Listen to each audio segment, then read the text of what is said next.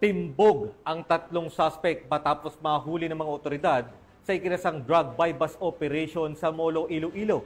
At nasamsam naman mula rito ang mahigit 500,000 pisong halaga ng shabu. Nakatutok dyan si Patrolwoman Lynette Sablod. Nasamsam ng mga kapulisan ang tinatayang mahigit 500,000 pesos na halaga na inihinalang shabu sa isnagawang matagumpay na drug buy-bust operation sa Zone 6 Barangay Boulevard, Molo, Iloilo City. Dito lamang 23 ng Hulyo, taong kasalukuyan. Kinilala ang mga naaresto na sina alias Brando, 41 taong gulang, alias John Mark, 24 na taong gulang, at si alias Josette, 50 taong gulang, pawang mga residente na naturang lugar. Ayon kay Police Captain Rocky Jimeno III, officer in charge ng City Drug Enforcement Unit, unang nabilhan si Brando ng isang sachet na inihinalang shabu gamit ang 10,000 pesos na mark money.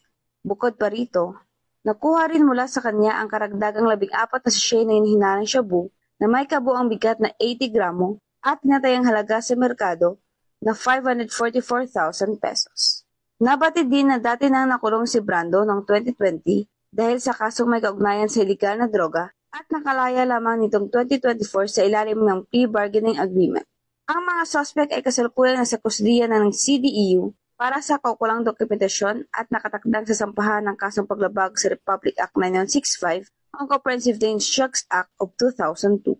Patunay lamang ito na patuloy ang masigasig na kampanya ng Philippine National Police laban sa iligal na droga para sa kapayapaan at kaayusan ng ating komunidad. Mula rito sa Western Visayas, ako ang inyong PNN correspondent, Patrolwoman Lynette Sablod, alagad ng batas sa kataguyod ng Balitang Pulis.